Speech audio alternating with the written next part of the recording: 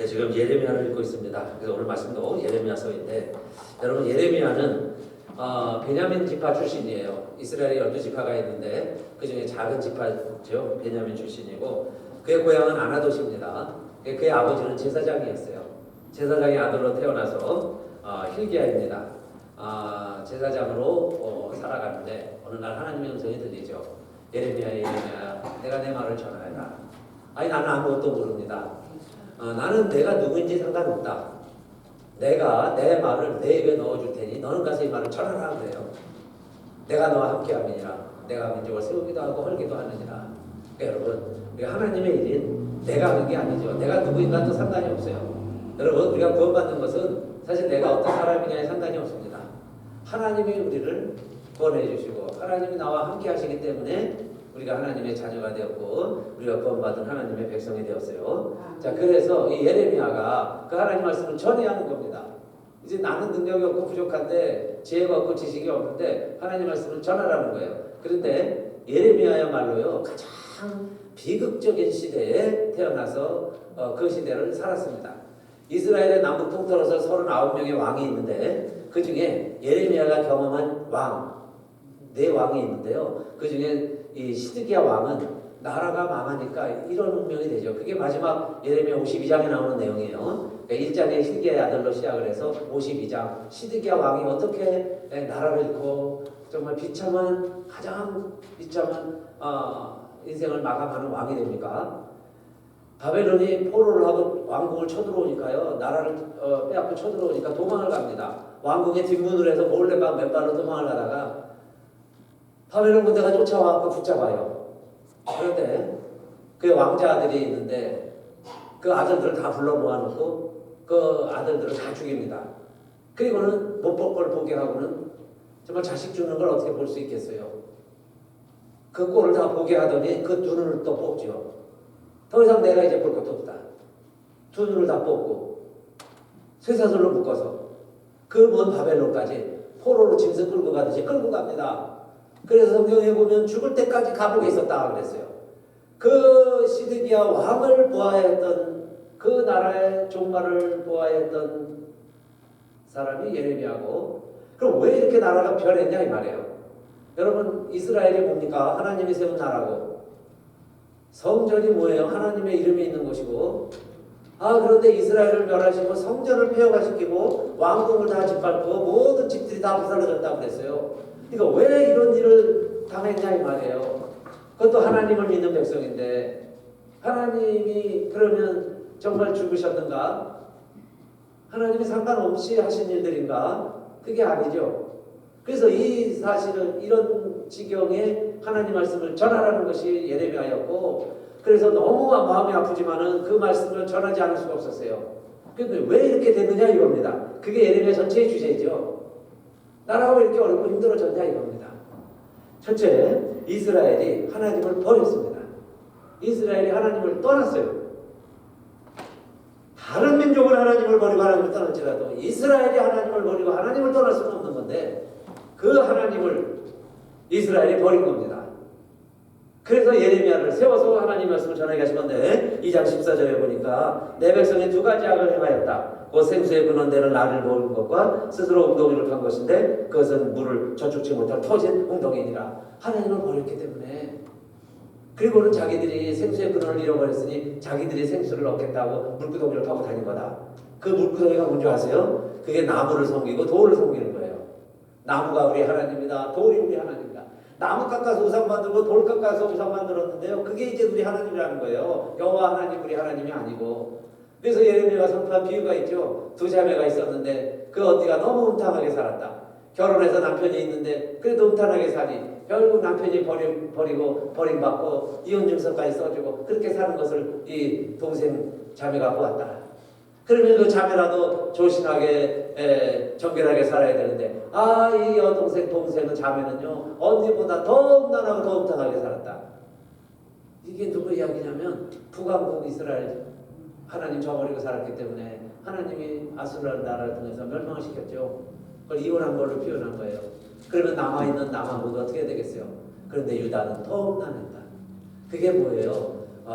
남편이 있는데 다른 남자를 만나는 것처럼 여호와 하나님이 계신데 여호와 하나님을 저버리고 그 남편을 저버리고 나무나 돌, 그것도 좀 멋있거나 좀 힘이 있으면 모르겠어요. 나무하고 돌입니다. 그걸 하나님이라고 섬기고 있으니 자기 남편 잃어버리고 다른 남자 섬기는 유다 아니냐 그 말입니다. 그래서 내가 참 귀한 순종 포도나무를 정성스럽게 심었는데 들포도가 맺히면 어찌면요, 너희의 죄는 재물을 스스로 쓸지라도 씻겨지지 아니할 것이고 허다한 비누를 쓸지라도 씻겨지지 아니하리라. 그리고는 이들이 하나님 저버리고서는 힘들고 어려우면 성전에 나와서 기도하니 우리 살려달라고 기도할 때 하나님 마음이 얼마나 실망하시고 얼마나 답답해서는 기도하지 말라고 그래요. 그리고 이 성전이 너희 눈에는 강도의 불혈로 보이느냐. 이 예레미야의 말씀인데 예수님도 이 말씀 잘 하시니까 인용해서 성전에 가셔서 하신 말씀이 되죠. 한국 뉴스 보니까 여러분 흑 두루미가 한 5천여 마리가 그 순천만에 어떻게 그렇게 멀리서 날아와가지고요 거기서 겨울을 날라고 철새들이 날아와 있습니다. 장관을 이룬다는 거죠. 근데 요즘은 하도 과학자들이 연구를 하느냐고 그 발목에다가 팔찌를 채워놨어요. 추적기를 어디 갔다 오는가 다 압니다. 이 철새들이요 6,000km가 넘는 시베리아 추비칸 습지라고 거기가 자기들의 서식지인데 거기까지 이 많은 철새들이 날아갔다가요 이제 겨울이니까 살라고 또 이제 우리 한반도까지 온 거예요. 그래가지고 부산 지역이 오염이 됐으니까요 이쪽에 와갖고 여기에 둥지를 들고 원래 있었던 지역 여기 와서 살고 있는 겁니다. 그걸 또 이 언론과 이 과학자들이 다 추적을 해서 발견했어요. 그 6,000km를 날라서 한두 마리가 아니라 5,000마리가 때가 됐다 돌아오더라 그 이야기예요. 예레미야가요 벌써 알았어요. 이때 두루미는 올 때를 알거늘 다 철새들은 다 때가 되면 남쪽에 와서 겨울에 지내다가 또 남쪽이 더워지면 또 따뜻한 추웠던 곳이 따뜻해지니 또 그쪽에 가서 사는 것을 아는데 이스라엘은 알지 못하고 내 백성은 깨닫지 못하는도다. 돌아올 때가 됐으면 돌아와야 되는데 이스라엘은 돌아오지 아니하는도다. 왜 그러느냐 그 말입니다. 이 백성들이 회개할 줄 모르고 씻을 줄 모른다는 거예요. 악에 이제 익숙해졌다. 그래서 금강석으로 돌에다가 자기들의 죄를 새겨놨다 그랬어요. 금강석으로 다이아몬드로다가 돌을 막 새겨놓은 것처럼 무늬를 만든 것처럼 그들의 죄를 아주 깊숙이 새겨놨구나. 그래서 구스인이 그 피부를 희게 할 수 있을까? 표범이 그 반점을 변하게 할 수 있을까? 절대 할 수 없죠. 이것처럼 악이 익숙한 이스라엘 백성들 이제는 돌에 새긴 것처럼 아예 죄 짓는 게 익숙해져서 이제 돌아올 때도 모르고 변할 때도 모르고 선을 행하지도 못하고 이러고 살아가겠구나 그 얘기예요. 레갑 족속이라고 이스라엘 백성들 중에 철저한 율법을 지키는 지파들이 있었어요. 그들은 포도주를 절대 입에 대지 않습니다. 절대 술을 안 먹는 거예요. 우리 집안은 술 안 먹는다. 그래서 술을 안 먹는데 하나님이 예레미야에게 시켜본 겁니다. 예레미야야 너 포도주를 가져가가지고 저 레갑 족속에게 술 좀 먹여봐라. 술 좀 먹으라고 그래라. 저희들이 먹을까 한번 내가 시험해봐라 그랬어요. 그랬더니 예레미야가 가가지고 이거 하나님이 주시는 건데 내가 하나님이 포도주 먹으라고 했어. 먹어봐. 그런데 레갑 족속이 마셨을까요? 안 마셨을까요? 안 마셨어요. 그 정도로 철저하게 지키는 겁니다. 그런데 하나님은 기쁘셨을까요? 서운하셨을까요? 하나님 이상하게 하나님은 서운하셨어요. 왜 서운하셨는지 아세요? 왜 그랬을까요?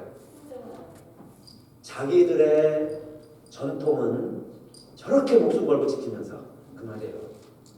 자기들의 하잘것없는 전통 사실 포도주 먹을 수도 있고 안 먹을 수도 있잖아요. 뭐 담배 필 수도 있고 안 필 수도 있습니다. 그런데 그거 하나는 목숨 걸고서 지키는데 하나님의 말씀은 온데간데 없어요. 하나님의 말씀은 허시착처럼 되어버렸습니다. 다 쓰레기통에 다 집어넣어 던져버렸어요. 이제 하나님은 온데간데 없어요. 하나님의 이름도 섞이지 않습니다. 하나님 두려워하는 마음도 없어요. 하나님 경외함이 없어요. 그래서 너희들 길거리에 가서 하나님을 경외하는 자를 찾아보아라 그랬죠. 한 사람이라도 찾아보아라.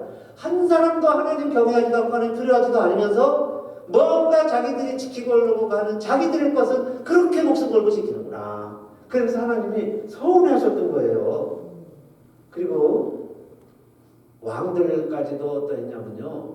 예레미야가 하나님 말씀을 듣고 그 말씀을 다 바로를 통해서 적게 했죠. 그리고 다 적은 말씀을 이제 서기관이 가서 왕에게 들려주라고 했어요.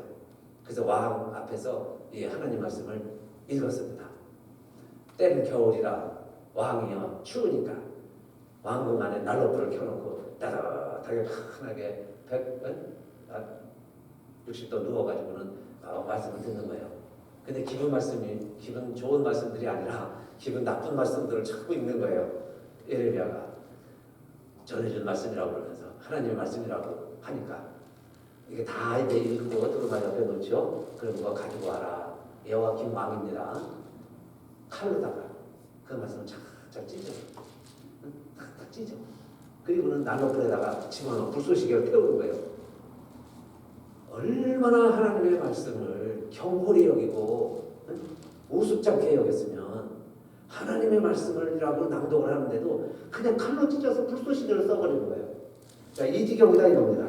이게 예레미야가 본 이스라엘의 모습이에요. 그러니 두 번째로 하나님은 어떠시겠어요? 이스라엘이라 할지라도 하나님의 심판을 피할 수가 없겠죠. 그게 두 번째 예레미야 줄거리고 이야기들입니다. 너희가 나의 말씀을 함부로 그렇게 경홀히 여기고 불로 살라고 했으니 내 말이 너희에게 불이 되고 이스라엘 백성들이 나무가 되게 하리라. 그래서 하나님이 불로 너희들 내가 심판하신다는 거예요. 그 불이 뭐냐? 저 먼 나라에서 큰 나라가 세워지는데 그 나라가 내려와서 너희를 더 불살라버릴 것이다. 더 불살른다는 거예요. 왕궁부터 시작해서 하나님의 전 성전까지 모든 집들 다 불살라버립니다. 근데 결국 어느 나라가 그렇게 하게 돼요? 바벨론이죠. 그래서 예레미야는 뭐라고 이야기하냐면요. 하나님이 나의 종 바벨론 왕 느부갓네살을 이 민족에게 오게 해서 이 민족을 불사르리라 그래요. 그런데 이 말씀을 전하니 이스라엘 백성들이 그 당시에는 아무것도 모르고 예레미야를 뭐라고 생각하겠어요? 매국노죠. 매국노. 우리로 생각해 보세요. 아니 어느 날 갑자기 어느 선지자가 나타나가지고 이야기하는데 우리는 중국에 항복해라. 중국의 속국으로 사는 것이 하나님 말씀이다. 하나님의 뜻이다. 중국의 한 주가 되자. 그러면 사람들 뭐라고 그러겠어요? 저놈 죽여라 막 그러겠죠. 저 중국 파구나 저놈 죽여라. 어느 날 또 선지자가 나타나는 우리는 일본에 항복해라. 일본의 속국으로 사는 게 더 행복하다. 그때가 더 잘 살았다. 응? 하나님의 말씀이다. 일본에 살아라. 일본의 속국이 되자. 그래 보세요. 저것도 진파다. 얼마나 비아냥이 많았겠어요. 요즘 자기 이데올로기로 정신 누구 좋아하는 다 있잖아요. 그러니 뭐라고만 얘기하면 그랬을 건데 그 시대에는 더 했을 거예요. 그러니 예레미야가 이 말씀을 안전할 수도 없는데 전하라는 거예요. 하나님이 이 민족을 심판하신다는 거죠. 바벨론을 통해서 심판하신다. 느부갓네살이 하나님의 종이다. 너희가 이제는 이 땅에서 아무리 밀을 심어도 가시를 거둘 것이고 수고해도 소득이 없고 너희가 얻는 소사는 수치가 될 것이다. 이는 여호와의 분노를 인함이니라. 하나님이 이스라엘에게 자 이렇게 분내신다는 거예요. 왜 하나님이 우리에게 이렇게 하십니까? 하나님 우리를 이룰 수 있습니까? 말하니까요. 하나님이 뭐라고 그러세요? 너희가 너희 땅에서 내가 준 이 땅에서 이방 신들을 섬겼으니 너희가 이제는 너희 땅이 아닌 곳에서 저 이방 땅에 가서 이방인들을 섬기게 됩니다. 그러니까 하나님은 큰 불을 내려기 위해서 이 땅을 평평하게 만들고 그 다음에 너희들이 그렇게 이방신을 좋아하니 그래 그럼 이방 땅에 가라. 이방 땅에 가서 거기서 이방인들까지 너희들이 섬기면서 살게 되리라. 이게 두 번째 하나님의 심판이라는 이야기입니다. 하나님이 심판하시겠다는 거예요. 예레미야의 고민과 갈등은 이거였습니다. 예레미야가 하나님께 붙들고 매달린 게 이거예요. 그래도 하나님 우리 민족에게 재앙 내리시기로 한 것 하나님 뜻을 돌이키십시오. 뜻을 돌이켜 주실 수 없습니까?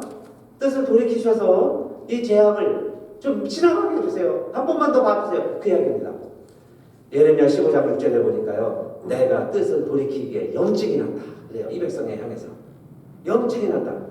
I can no longer show예요. compassion. 하나님의 마음은 compassion입니다. compassion. 누가 뭐라고 그래도 하나님 뭐라고 설명할 거냐? 저는 compassion이라고 설명했어요. 하나님의 마음은 compassion이에요. 긍휼히 여기고 불쌍히 여기는 거예요. 그런데 예레미야 시대에는 no longer 하나님도 염증이 났어요. 이스라엘 백성이라면 지긋지긋합니다. 왜? 믿었기 때문에, 사랑했기 때문에. 아니 이스라엘이 선민 아니에요. 하나님이 택한 백성. 근데 나무나 돌을 더 섬기고 있으니, 금강석에다 새긴 것처럼 그렇게 하나님을 섬기고 있으니. 그래서 하나님의 마음이 염증이 났다는 것이 예레미야의 선포해야 할 하나님의 말씀이었고 하나님의 심정이었습니다. 그런데 하나님께서 어느 날 예레미야에게 두 광주리를 보여주세요. 한 광주리에는 좋은 무화과가 있고 한 광주리에는 이제 썩은 무화과가 있는데 예레미야야 예레미야야 보이느냐? 예, 잘 보입니다. 지금 어느 게 좋은 광주리냐? 예, 여기에 있는 무화과가 좋아 보입니다. 바벨론에 가서 남의 나라에서 이방인들을 섬기는 벌받은 포로 생활하는 이 백성이 이 모습이 좋은 무화과다. 그 이야기예요. 아니 내 나라에서 내 백성이 우리가 주권을 가지고 사는 것이 하나님의 축복이지 어떻게 남의 나라에 가서 사는 게 좋은 무화과입니까? 너희 가나안에서 내가 준 약속의 땅에서 나를 하나님으로 섬기고 살라고 했던 너희들의 모습은 이 썩은 무화과다. 내가 보아 좋게 하리라. 그런 뜻이에요. 그래서 예레미야가 그 꿈을 보고서부터 자 하나님 주신 대로 말씀을 전했죠. 첫째 나라가 망한다. 바벨론을 우리가 섬기는 것이다. 이 땅에서는 칼과 기근과 연병으로 다 죽는다. 바벨론에 항복하는 자는 산다. 바벨론에 항복해라. 그게 하나님 말씀이었다면은 그다음에 우리가 다 포로로 잡혀간다. 거기 가서 살자. 그런데 거기 가서 살지라도 거기 가서 사는 것이 하나님의 보시기에는 아름다운 무화과다. 우리들의 모습이 아름답게 보인단다. 그게 바벨론의 포로로 가야 된다. 그 말씀을 그렇게 전한 거죠. 그리고는 세 번째로 하나님의 심판 이후에 예레미야가 이렇게 설명을 하는 겁니다. 설명을 하는 겁니다. 예레미야 10장 24절 여호와여 나를 징계하옵시되 너그러이 하시고 진노로 하지 마옵소서 주께서 나를 없어지게 하실까 두려워하나이다. 그랬죠. 하나님 우리 백성 이제 징계하시는데 근데 이 징계라는 의미가 커렉트이에요. 우리를 커렉트 다시 고쳐주시는데 그러나 진노로 마옵시고 나리냐 앵거입니다. 앵거 하나님의 진노로 앵거를 하지 마시고 왜냐하면 우리가 없어질까 두려워하나이다. 그런데 nothing입니다. 우리가 아무것도 남지 않으면 하나님이 화내시면 여러분 태양 앞에 어느 벌레가 여러분 구더기들이 있다가도 쓰레기통 밖에 내놓으니까 반나절이면 다 없어져 버려요. 다 없어집니다. 햇빛에 있는 다 구더기 없어지게 돼 있어요. 이것처럼 하나님이 진노하시면 아니 이스라엘이 뭐예요? 아무것도 아니죠. 없어질까 두렵습니다. 그러니 하나님 이번에 진노를 우리들 다 받아들이고 그럼 포로 생활을 합니다. 그럼 노예로 가겠습니다. 그걸 우리를 좋게 보신다니 우리가 그렇게 하겠습니다. 그러나 하나님 없어지지는 말게 해주세요. 죽이지는 마세요.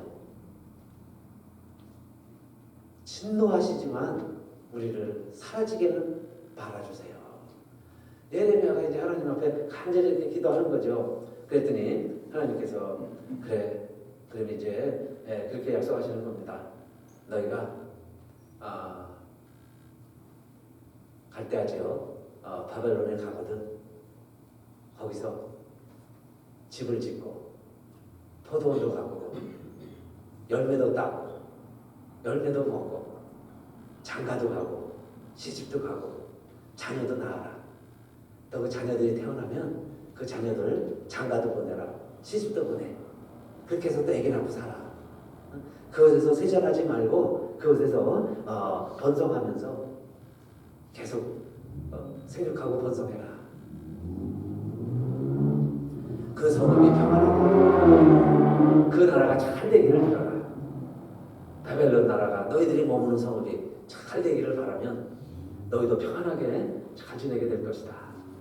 그리고 내게 나와서 부르짖으면 내가 너희에게 응답하리라. 너는 내게 부르짖으라.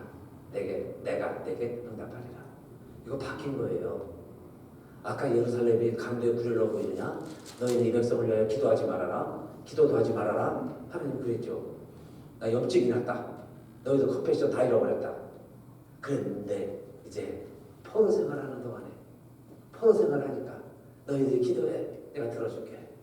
그때 하나님 뭐라고 말씀하시냐면요. 마치 포로 생활하는 이스라엘 백성들 익숙하지 못한 멍에를 메고 큰 짐을 짊어진 어린 송아지같이 너희가 힘들고 어렵게 사는구나. 이게 하나님이 보시는 이스라엘의 포로 생활하는 모습이에요. 익숙한 송아지가 소가 아니고요. 이제 멍에를 처음 매는 거는 그래서 막 피가 나고 어깨가 힘든데 무거운 짐을 짊어진 이런 모습으로 하나님이 이스라엘을 다시 보시는 거예요. 왜 그렇게 하나님의 관점이 바뀌었느냐? 그들이 가나안 땅에서 우리가 왕이야, 우리가 이스라엘이야, 우리가 하나님의 백성들이야 이러면서 떵떵거리고 살 때는 하나님이 오실 때 염증이 났다고 그러시더니 다 잃어버렸어요. 다 망했어요. 바벨론이 와서 정말 다 부살라버렸습니다. 그래서 그들이 고생하고 나라 잃고 가족 잃고 그렇게 떠돌이 생활하는 이스라엘 백성들 모습을 보니까 내 아들이라고 그러세요. 내가 내 아들을 진노하였지만은 그러나 하나님이 보실 때도 이제 마음이 다시 편치를 아니하시는 거예요. 그 말씀이 예레미야 31장 20절입니다. 에브라임은 나의 사랑하는 아들, 기뻐하는 자식이 아니냐. 내가 그를 책망하여 말할 때마다 깊이 생각하노라. 그러므로 그를 위하여 내 마음이 치근하는즉 내가 반드시 그를 긍휼히 여기리라. 여호와의 말이니라. I still remember him입니다. I still remember him. 그리고 compassion이라는 단어 다시 쓰세요. compassion. 내 아들이 아니냐. 내 아들이다. 이제 관계가 바뀐 거죠. 하나님이 그전에는 남편으로 생각하셨어요. 남편 입장에서 보니까 가능한 아내입니다. 타락한 아내라고 그랬죠. 그런데 이제는 하나님이 아버지가 되셨어요. 그래서 책망하고 벌주고 보니까 그 맞지도 않은 멍에 메고 큰 무거운 짐을 짊어지고 헛떡헛떡거리면서 살아가려고 하는 그 힘들어하는 영혼이 내 아들로 보이기 시작한 거예요. 하나님이 보실 때 내 아들이에요. 내 아들이 그러니까 하나님이 다시 보실 수가 없어요. 그래서 내 아들이 왜 이렇게 내 아들이 왜 이렇게 고생해야 되나 그러시면서 하나님이 약속하신 거죠. 내가 다시는 모세 때 너희의 준 율법을 통해서 너희를 심판하지 아니하고 내가 남편이 아니라 이제는 영영한 너희를 버리지 아니하는 너희를 내가 버릴 수가 없는 너희가 죄를 지어도 내가 너희와 관계를 끊을 수가 없는 나는 너의 아버지가 되리라. 영영한 언약을 새로 세우자. 그래서 예레미야가 이야기하는 새 언약이 나오는 겁니다. 새 언약. 새 언약으로 내가 너희를 대해줄게. 너희 율법으로는 안 됐어. 너희는 망했어. 나도 실망했어 너희들을. 그러나 이제는 새 언약을 세우자. 영영한 언약을 세우자. 그게 아버지와 아들 관계. 여러분 아버지를 바꿀 수 있어요? 아들을 바꿀 수 있어요. 그래서 예레미야가 외치는 새 영원한 언약은 하나님이 우리의 아버지가 되시는 거예요. 근데 하나님이 아버지가 되는 게 어떻게 아버지가 되시느냐? 모세가 준 돌판, 내 율법을 지켜야 서로 결혼을 할 때 남녀가 서약을 한 것처럼 서약을 지켜야 부부가 온전해지는 것처럼 일방적으로 한쪽이 누군가 깨면 그 계약이 깨지는 것처럼 그 율법의 언약이 아니라 아버지와 아들의 관계처럼 영원한 것처럼 아들이 아버지를 버리고 떠나도 아들은 아들이고 아버지는 아버지인 것처럼 너희가 영원히 나를 버릴지라도 나는 너희를 버리지 아니할 거야. 그 영원한 언약. 그래서 우리가 다시 아버지께로 돌아오면 자녀의 신분을 회복할 수 있는 그 영원한 언약. 그걸 하나님이 이스라엘 백성들이 포로 생활을 하면서 벌을 받아야 죄의 대가인 벌을 치를 때 벌을 치르는 자들에게 하나님이 약속하신 새로운 언약은 내가 영원히 너를 버리지 않을 게입니다. 그러니까 여러분 죄를 지면 벌 받는 게 복이에요. 죄와 벌입니다. 벌을 이렇게 피하고 벌 안 받고 살려고 그러면 영원한 벌이 나를 찾아다니죠. 죄가 정녕 너를 찾아낼 줄 알라 그랬어요. 그러나 벌을 받고 나면 해방이 되는 거예요. 자유함이 있어요. 여러분 아프니까요. 수술을 받는 게 행복한 겁니다. 사는 길이에요. 수술만 받을 수 있어도 살 길이 있는 거예요. 사실 돌아가시는 분들 보면 병원에 너무 늦게 온 거예요. 안 됩니다. 그러니까 2달, 3달 만에 돌아가셔야 돼요. 인간의 육체만을 이야기할 때 그렇죠?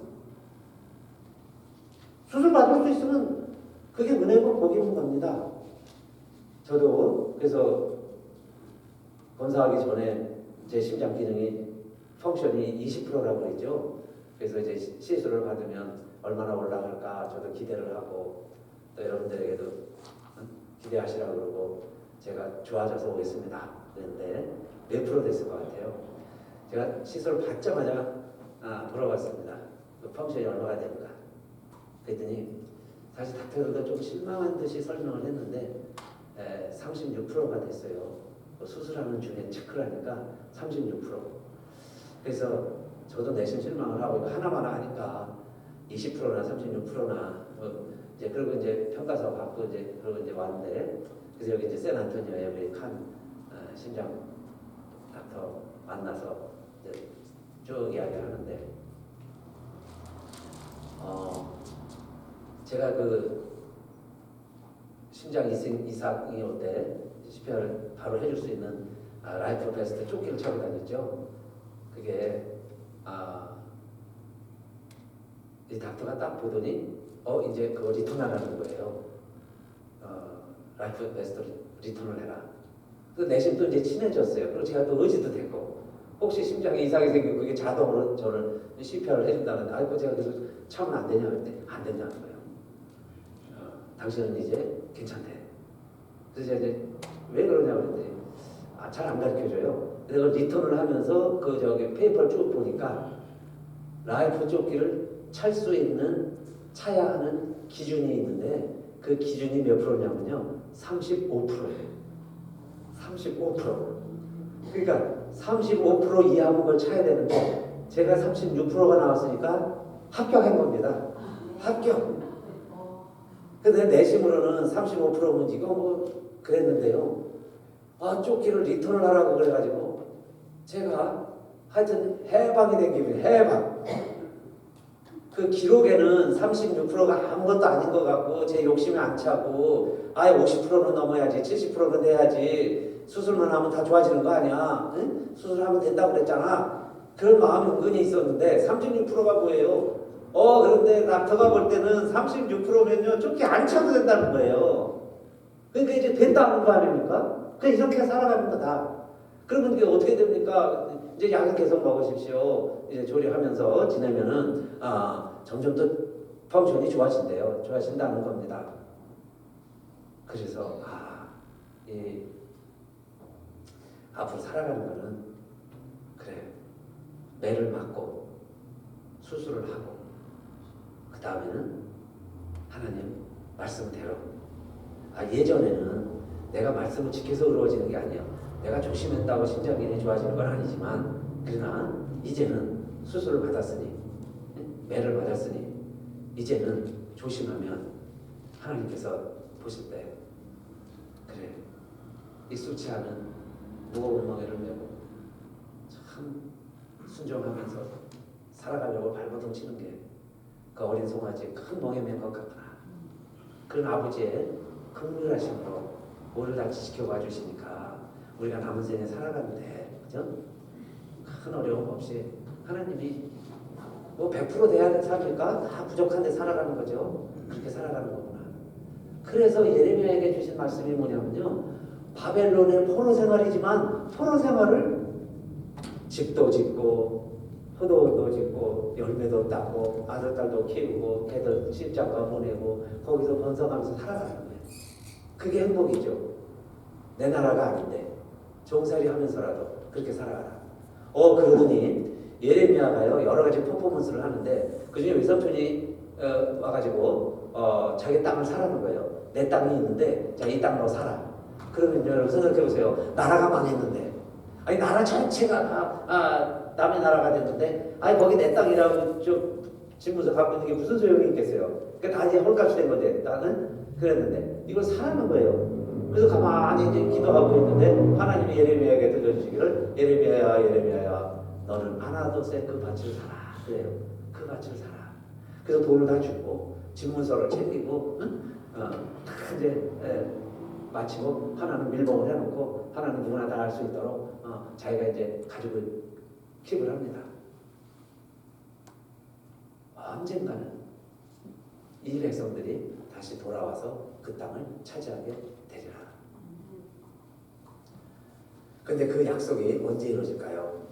이 다윗에게서 하나님께서 의로운 가지를 다시 세워줄 거다.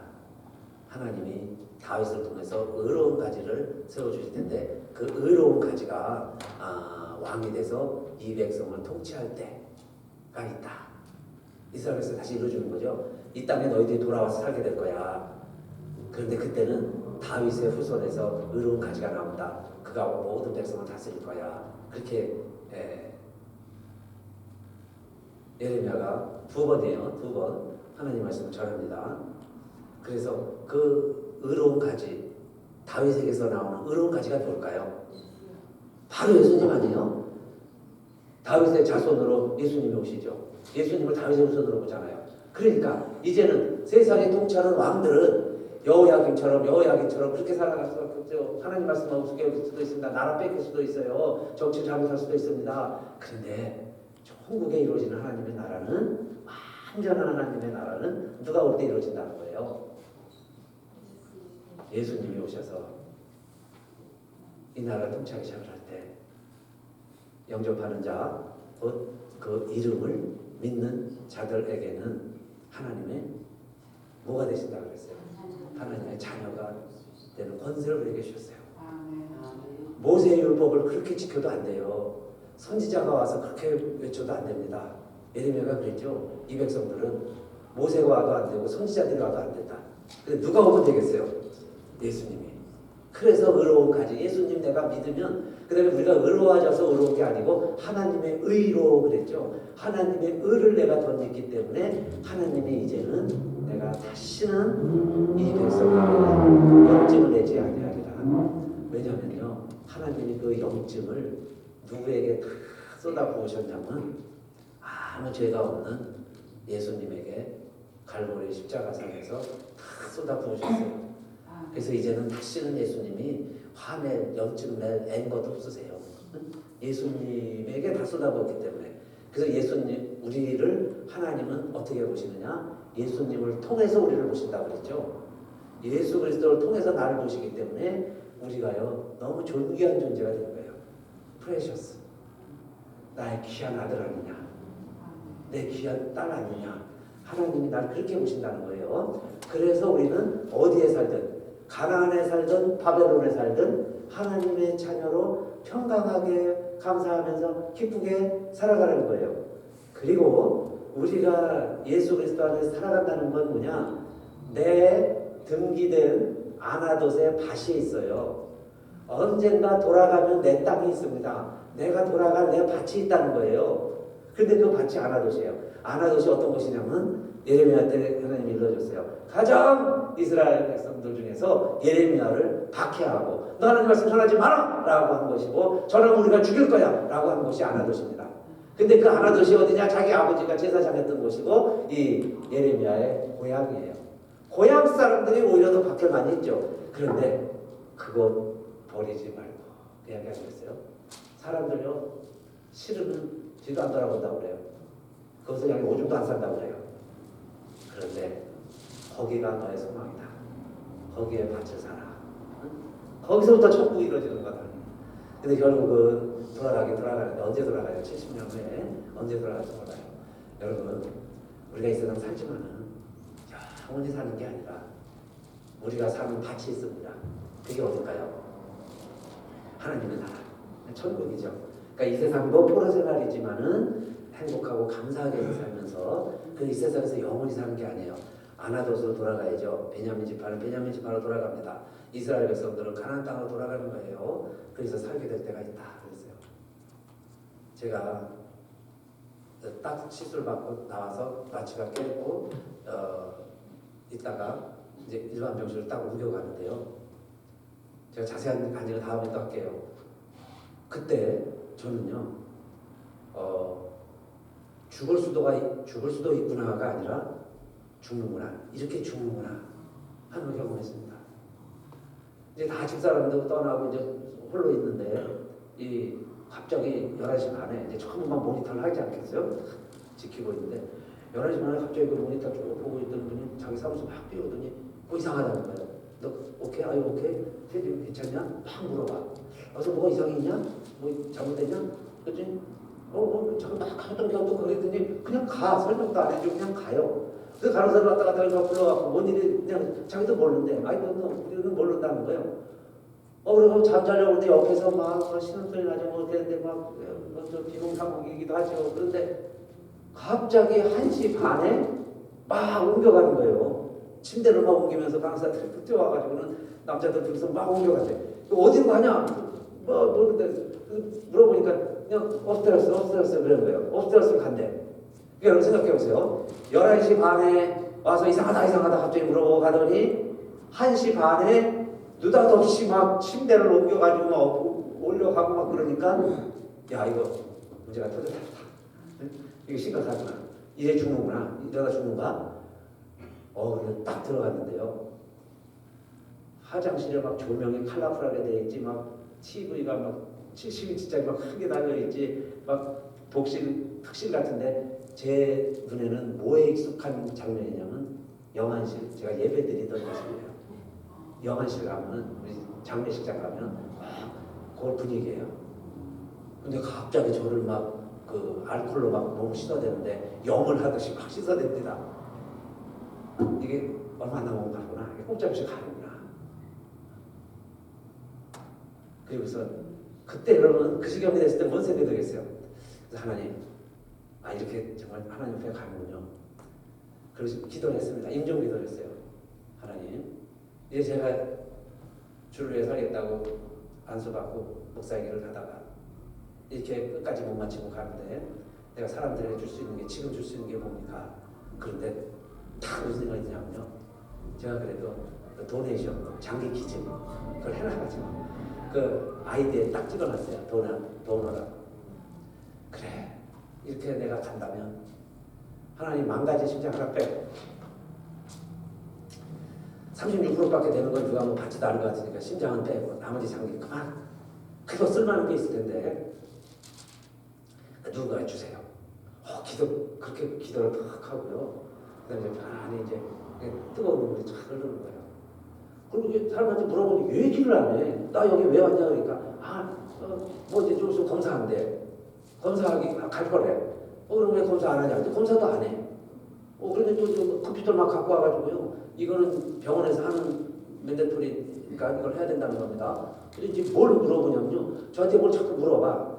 그게 사전 의료 의향서라고. 너 병원에 들어오지 이거 알았냐? 나 몰랐다. 그럼 너 병원에서 어떻게 하기로 하느냐? 병원에서 하라는 대로 하겠느냐? 그런 걸 또 물어보는 거예요. 너 죽고 싶은 마음 있었느냐? 나 줄 사람 많잖아. 죽을 생각 한 번도 안 했어. 그럼 너 죽으면 어떻게 하기로 하느냐? 또 이걸 물어보는 거예요. 근데 이게 꼼짝없이 죽는가? 그렇구나. 그래. 그런데 이제 증인이 필요하잖아요. 아무도 없고 싶게도. 그럼 이제 통역이라도 불러라. 증인 제3자가 있어야 되잖아요. 제3자 불러서 이제 다 해놓고 이제 하게 했습니다. 다 했어요. 그리고서는 잘하는데 잠이 오나요? 그래서 잘하는데 이제 잠이 안 와. 그래가지고는 이제 꼬박 새고 회복실은 5시부터 저기지만 그냥 마음대로 다닐 수 있지만 여기 7시나 대학도 들어오니까 집사람이 7시에 오는데 그때까지 이제 있다가 나중에 알았어요. 뭐냐면 일반 병실로 그냥 옮긴 겁니다. 일반 병실. 그 회복실에 있다가 일반 병실로 옮긴 거예요. 근데 아니 일반 병실로 옮기려면 좀 멀쩡할 때 옮기지. 8시나 환자 가기 전, 보호자가 가기 전에 아니 왜 이렇게 쇼를 하고 막 뭐 위급하다는 거 왔다 갔다 하다가 갑자기 그것도 아니 1시 반에 또 일반 병실로 옮기니까 그래가지고는 사람을 놀래키고는 그 다음에 보니까 특실이에요. 특실. 예? 그렇게 막 잘 돼 있어요. 막 소파에 거기서 자도 된대 가족이 있었으면. 근데 멀쩡히 다 보내놓고는 그 해프닝이 벌어진 거예요. 다 나가라 그래갖고 다 나간 후에 어떻게 막 일반 병실에 옮기고. 그래서 아무리 좋은 병실에 옮겨왔어도요. 내가 죽는다고 생각하고 꼼짝없이 죽는 줄 알고 임종기도까지 한 거예요. 다 하나님 이렇게 죽겠습니다. 그런데 보니까는 일반 병실에 좋은 데 옮겨놓고서는 예? 그러니 일찍이 알려줬으면 여기가 천국이구나. 야 이렇게 병실이 좋구나 했을 텐데. 그래서 제가 깨달았어요. 천국도 깨닫는 겁니다. 여기가 이렇게 좋은 병실인데요. 이렇게 좋은 세상인데 깨닫지 못하면 지옥을 사는 거예요. 죽음이 무섭고 죽을 줄 알고만 하고 죽을 준비만 하고 이렇게 좋은 데서 하루 있다가 나가야 되니까 좋은 데로 옮겨준 것 같아. 그죠? 너희들 나갈 사람이니까 좋은 데 있다 나가. 이 병원 좋은 병원이라고 잘 소개나 해라. 그런 뜻 같아요. 근데 그걸 안 알려주고 놀래키니까 사람을 놀래키니까 그냥 죽을 줄 알고 죽을 기도하고 그 덕분에 하나님 주님 앞에서요 한 번 더 임종기도 했습니다. 저는 이제 죽어도 두렵지 않아요. 죽을 수도 있어요. 당당히 죽을 수 있습니다. 그러니까 천국은 예수님도 그렇게 말씀하셨죠. 천국은 마치 좋은 밭을 구하는 장사와 같다. 밭에 감추인 부하다. 그래서 그 밭을 사는 거예요. 밭을 사는 거예요. 그러니까 여러분 우리가 이 세상에서 천국을 사시고 그다음에 진짜 천국은 또 어떻게 가요? 하나님 앞에 가죠. 주님 앞에 갔을 때 만나는 천국 다 소유하게 되시기를 주님의 이름으로 축원합니다. 네, 우리 일어나셔서 그 약속 믿고 찬송하겠습니다.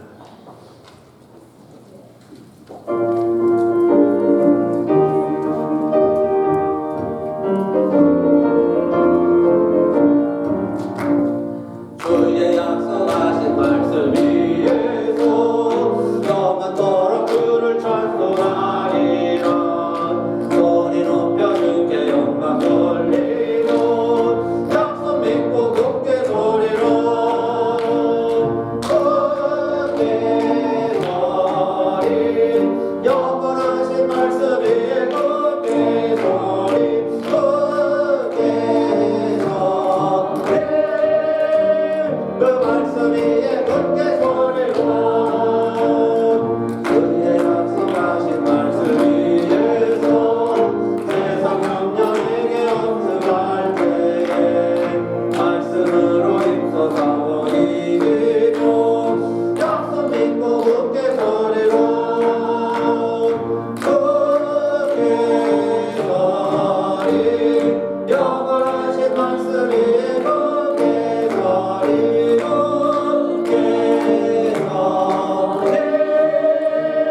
그 말씀 위에 굳게 서리라. 주의 약속하신 말씀 위에서 영원하신 주의 사랑이 믿고 성령으로 힘써 싸워 이기고 약속 믿고 굳게 서리라. 굳게 서리 영원하신 말씀 위에 굳게 서리 굳게 서리 그 말씀 위에 굳게 서리라. 주의 약속하신 말씀 위에서 성령이 또 하는 대로 행하며 주님 품에 항상 안식거든요. 약속 믿고 굳게 서리라. 굳게 서리 영원하신 말씀 위에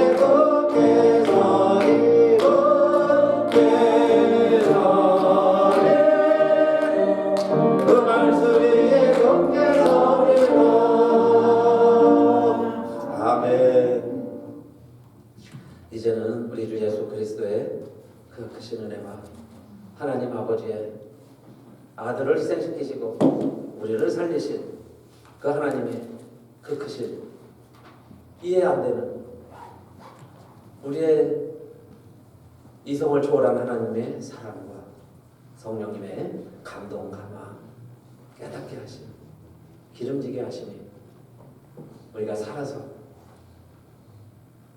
이렇게 하나님 앞에 나와서